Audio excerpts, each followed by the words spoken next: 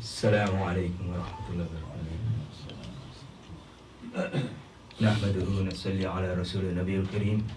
أعوذ بالله من الشيطان الرجيم. بسم الله الرحمن الرحيم.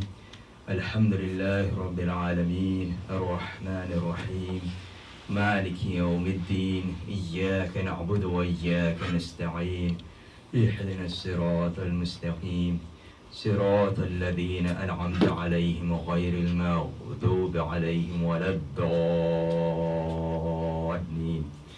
آمين.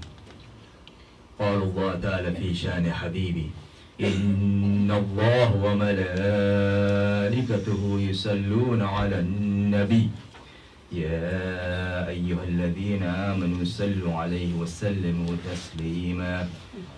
اللهم صل على سيدنا مولانا محمد وعلى آله وسلم على سيدنا مولانا محمد وبارك وسلم عليك صلاة وسلاما عليك يا سيدي يا رسول الله صلى الله عليه وسلم. Today, of course, is the 16th of Ramadan. So again, more than half of the month is already gone. And the purpose of this month is to attain taqwa.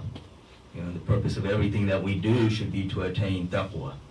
Sir, I can't hear. So, and the reason, I've been talking about certain people is because these are the people of taqwa. If you look at taqwa, taqwa involves many things, including being conscious of Allah at all times, being humble, and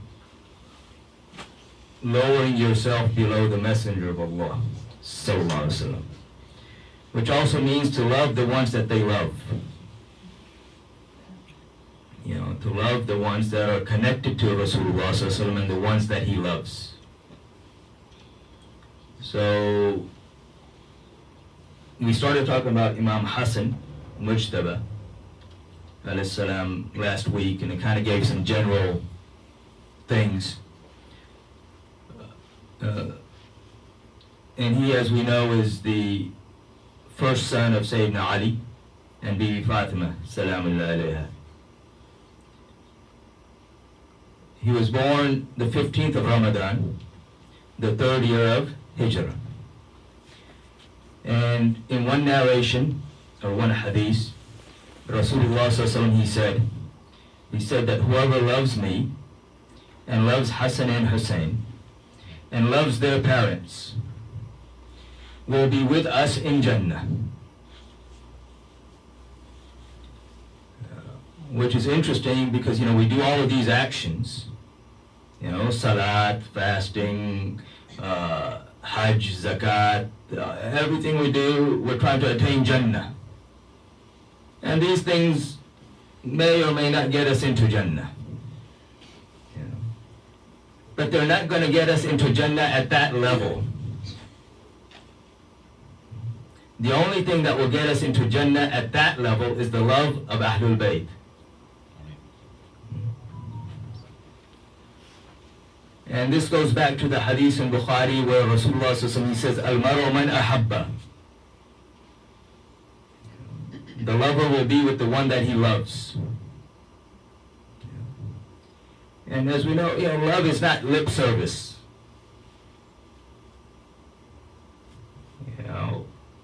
This is common, we see this everywhere now because of the internet. There used to be, you had a culture here and you had a different culture here. Everything's the same now. Everything has crossed over. And what crosses over quicker are the problems. If somebody does something bad, then everybody's in a rush to follow and do the same thing. If he spent, $100,000 on his daughter's wedding, I'm going to spend $1 million and just waste it all. And if so-and-so spent $1 million, I'm going to spend $100 million. When someone does something simple, then no one follows that.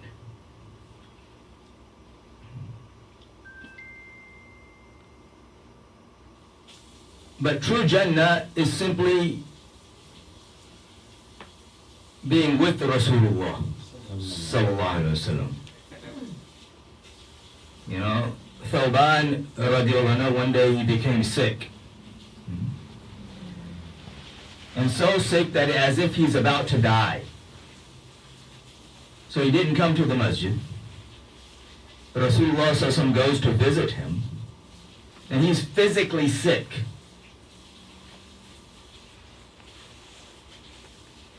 And when Rasulullah sallallahu alaihi wasallam comes to visit him, he says, Ya Rasulullah sallallahu alaihi wasallam, this illness isn't because of something other than, I think, I started thinking that here in this world, whenever we have any issues, we come running to you. And we come into your company and all of our problems go away. But in Jannah, you will be at such an exalted level, and we will be down at the bottom.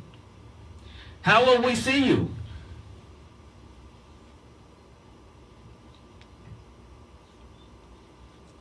He says, that is not Jannah. And so Allah subhanahu wa ta'ala, He reveals the verse in which He says more or less that those who follow Allah and His Messenger, sallallahu alaihi wasallam, they are the ones who have been blessed. And they're the Nabiyyin, Siddiqeen, Shuhada, Salihin. وَحَسُنَ أُولَٰئِكَ رَفِيقًا. And what a great company.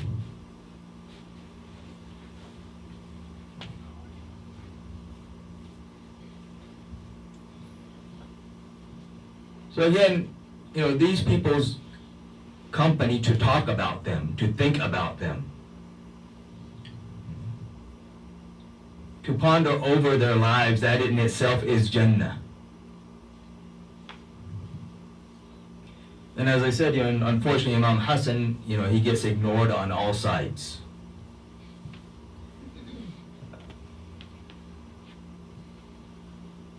Even though he is amongst the Khulfa Rashideen. Most people, you ask me who are the Khulfa Rashideen, and they only name you four. Abu Bakr, Umar, Uthman, and Ali, radiallahu anhum. They forget Imam Hasan AS.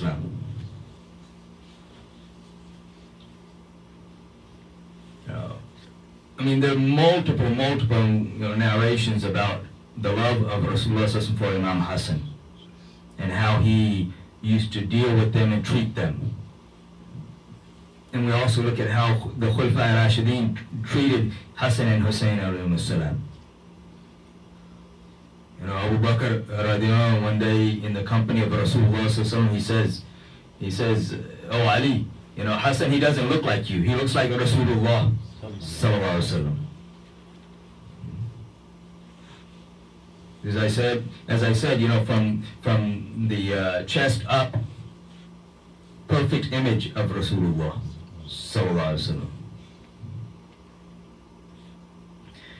But he wasn't simply the physical image of Rasulullah sallallahu alaihi wasallam. He is also the character of Rasulullah sallallahu alaihi wasallam.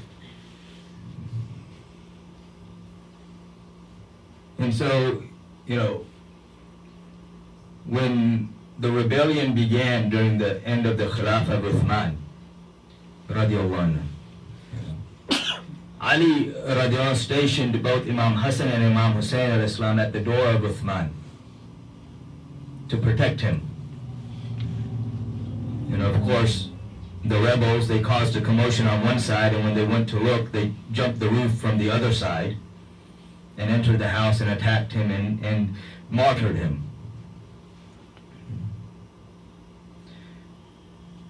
I'm going to be skipping over a lot of things. One point before we go any further, to understand, and not just to understand, but to make sure that it is ingrained within us. The Anbiya are Ma'soom. They are innocent, they do not make mistakes. The Sahaba are not Ma'soom. They are mahfuz. They are protected. So they make mistakes, but they always enter that door of repentance and are forgiven. But Allah subhanahu wa ta'ala created the Sahaba special for Rasulullah sallallahu alaihi wasallam.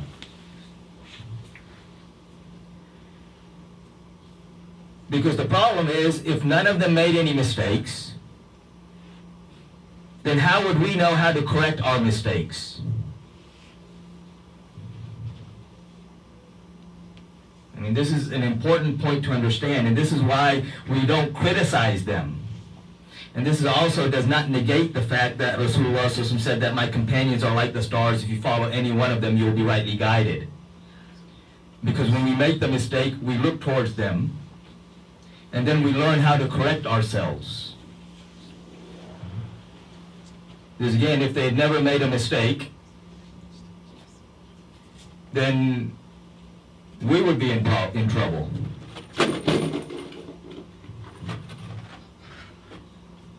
And this is where a lot of people, they start accusing, oh, this companion did this and that companion did that. The definition of a companion is the one who saw Rasulullah with Iman and died on that Iman. The only way his companionship could be negated is if his Iman is gone. So some action, unless it's the action of kufr, does not negate a person being a Sahabi.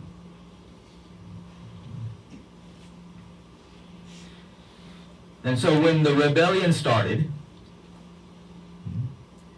and Uthman radiallahu anhu is martyred, and then you have certain people who refused to give bay'ah to Ali. You know, when Ali was chosen as Khalifa, you know, after the murder of Uthman, they came to him. The people came to him and said, we want to make you the Khalifa. He said, I don't want it. He said, choose amongst yourselves and I will support whoever you choose. So they left. And then they came back. And there is no one else who can handle the situation. You are the only one who can deal with the situation the way it is now. He said, fine, I'll accept it under the condition that all of the companions of Badr, you know, the companions of Badr are the greatest companions. He says, if all of the companions of Badr who are living today agree to give allegiance to me, then I accept the Khilafah. And they agreed. And he sat on the minbar of Rasulullah as they gave him bay'ah, as they gave him allegiance. But he also understood that if he kept the capital of the Muslim empire within Medina Munawwara, the problems would continue. Because the issues there were so bad that Uthman radiallahu anhu could not even be buried for 3 days until Ali radiallahu anhu pushed the issue and forced them to allow him to be buried. And even then, there were only 17 people in the janazah of Sayyidina Uthman, because the people were so afraid to come out of their houses. And they forced him to be buried on the Jewish side of Jannatul Baqi, because at that time there was a wall there. One side was the old burial of the Jews, and the other side was where the Muslims were buried. But they forced the issue where they didn't allow him to even be buried. This is how volatile the situation was. So Ali radiallahu makes the intention of moving the capital to Kufa to get all of this turmoil and all of these hooligans out of Medina Munawwara. But he sends first Imam Hasan and Ammar bin Yasir radiallahu to go and take care of Kufa. And they get there, and this is when they start shutting down everybody, because everybody's talking. You know, like today, the internet, everybody's talking. They don't know what they're talking about, but they're talking.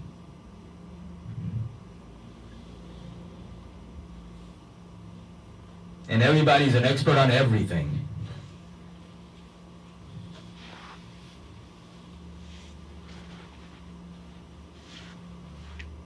Imam Hasan was also,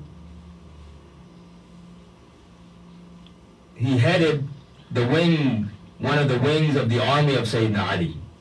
radiallahu anhu, in the battles. He was extremely intelligent. The knowledge that had been passed down to him simply by being in the company of Rasulullah sallallahu alaihi wasallam. You can take all of the scholars today and put all of their knowledge together. It's not even a drop compared to the knowledge that Imam Hasan had.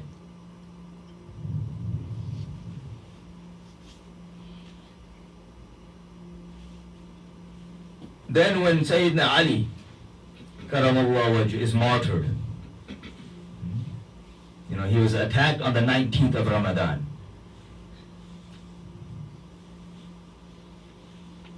And he passed on the 21st.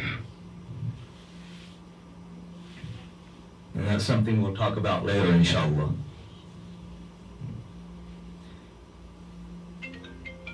He did not, Sayyidina Ali Karamallahu wajh did not leave, or did not say, make so-and-so the leader after me.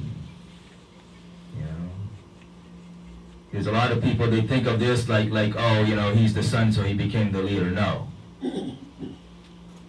The shura, the council was conducted, and they came to Imam Hasan AS because you have a civil war that is going on. There are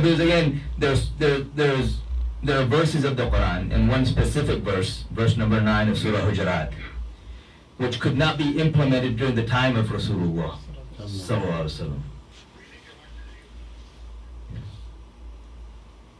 وَإِن طَائِفَتَانِ. Read the verse. More or less the meaning is that, if two parties among the believers fall into dispute and fight each other, then make peace between them.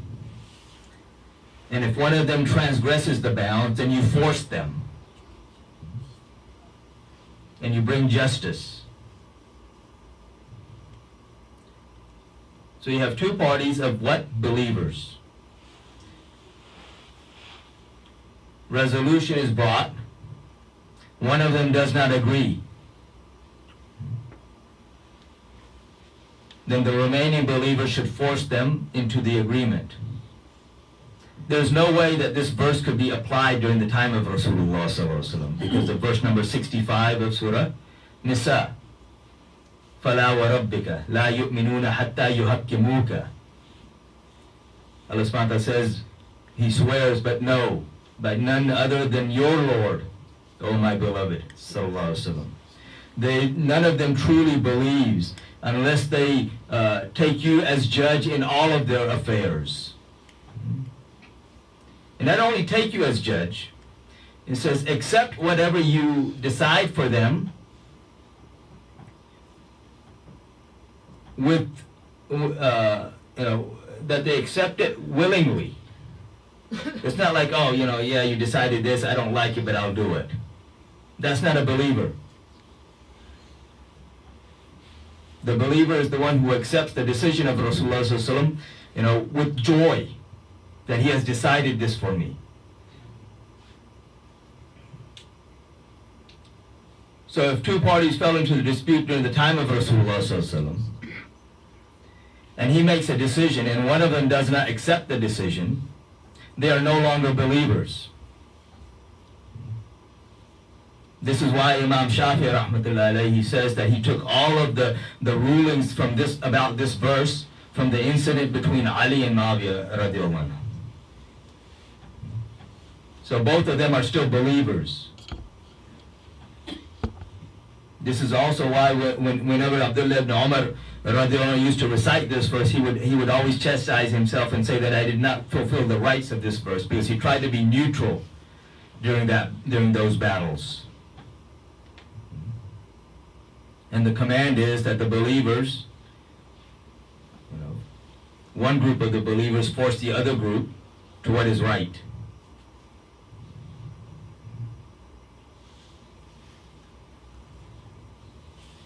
So this civil war that's going on, and as we mentioned the hadith last week, where Rasulullah sallallahu alaihi wasallam, he sits Imam Hasan AS on the minbar as he's giving the khutbah.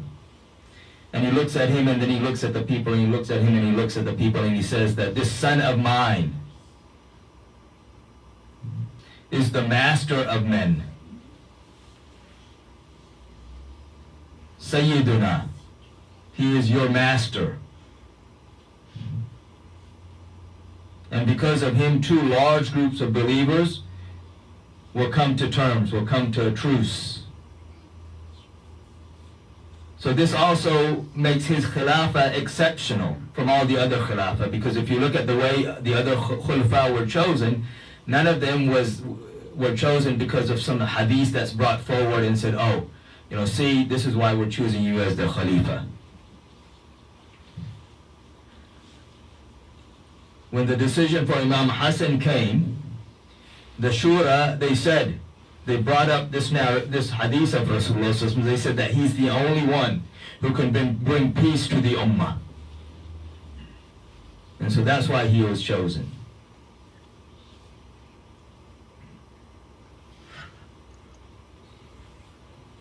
Then he gathers his army and moves towards Sham. And the hadiths are in Sahih Muslim. Muawiyah radiallahu anhu is sitting with Amr bin al-As, and he's seeing this massive army coming, and he says to Amr radiallahu anhu, what will happen if we fight? And Amr says that many people will die. So Muawiyah radiallahu anhu,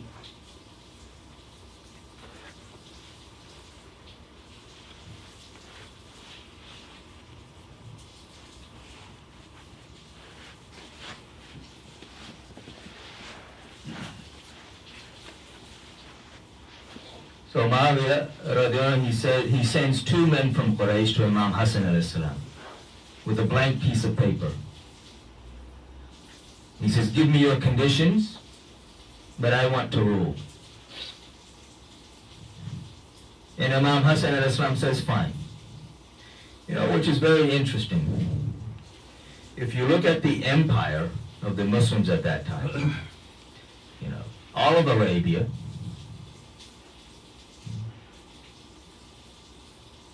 Iraq, most of Iran, parts of Khorasan, all of Sham, Azerbaijan, Egypt, literally a third of the known world, probably a little bit more, all under the control of the Muslims. Rulers these days, and forever, they have no problems letting millions of people die just so they can gain another inch of land.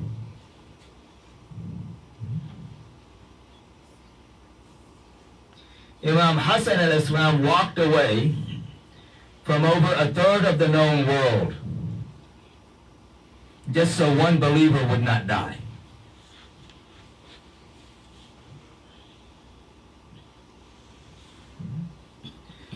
And it's one thing if he had walked away where he knew he was going to lose.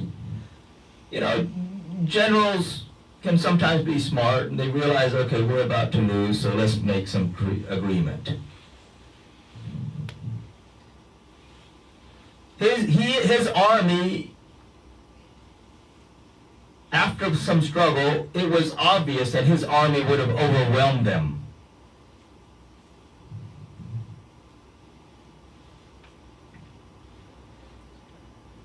But he lays out conditions.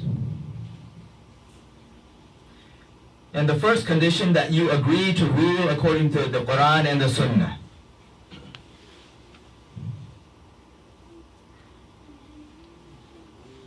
Some books say 5, some books say 6 conditions. And these are not from the books of the Shia. These are from the books of the Sunnis. Ibn Hajar Asqalani, Ibn Hajar al-Haythami. People that no one can say, oh, these are Shia. Of course, well, these days anyone can say anything.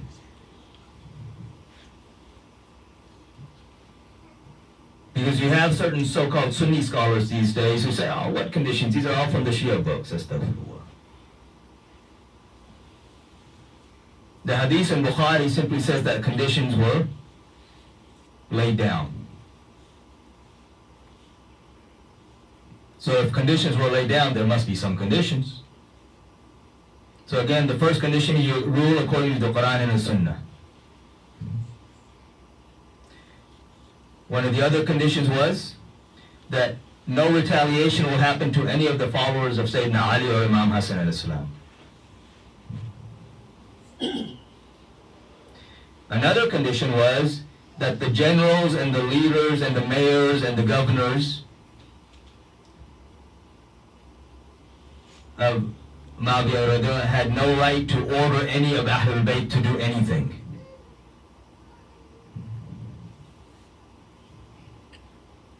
The final condition was that he would not name an heir to rule after him,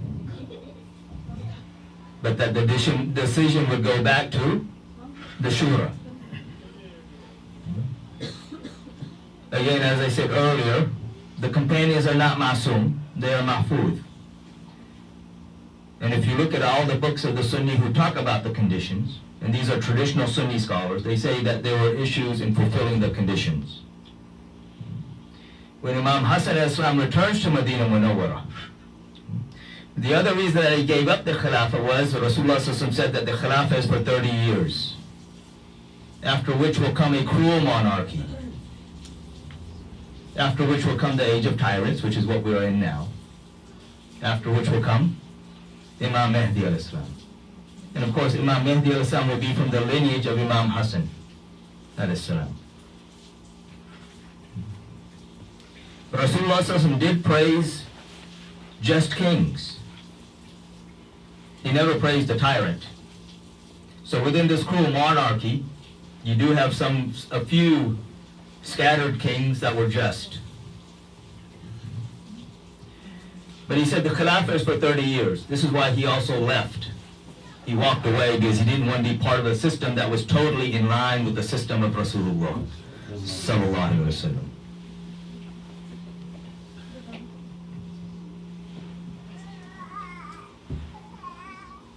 But when he returns to Medina Munawwara, Marwan bin Hakam is the governor of Medina. And I don't have time to go into the story of Marwan.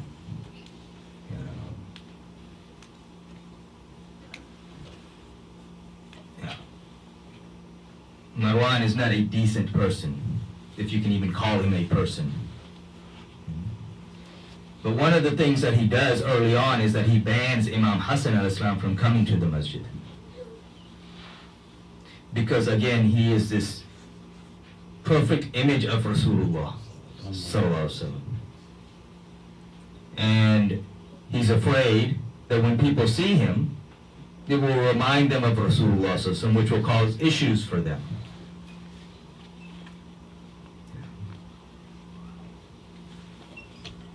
So Imam Hasan al-Islam, and I'm going to end things in a minute, for the next 7 years, people think, oh, he left and he was fine, and things were just, peaceful, and that's not the situation. He lived under constant scrutiny. Big brother always watching. Who's he meeting with? Who's he talking to? What's he saying? What's he doing? Until eventually he's poisoned at the age of 44. That became the method of choice to get rid of your enemies. It's what they call today, in politics is plausible deniability. You poison somebody, okay, well, what proof that you have that I did it? He just died.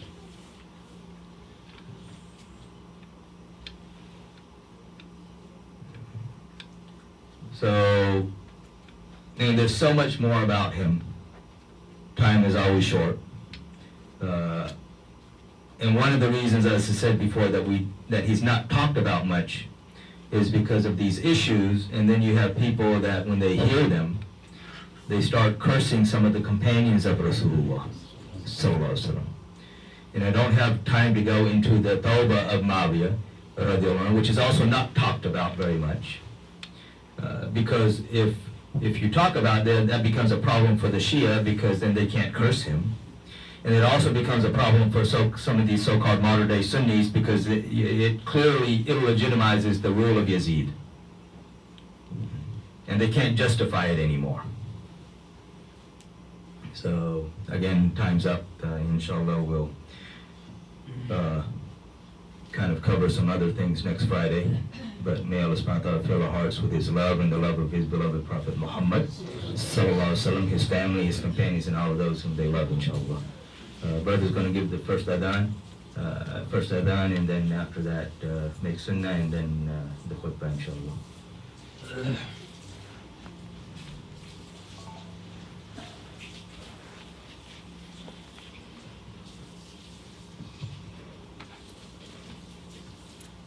Allah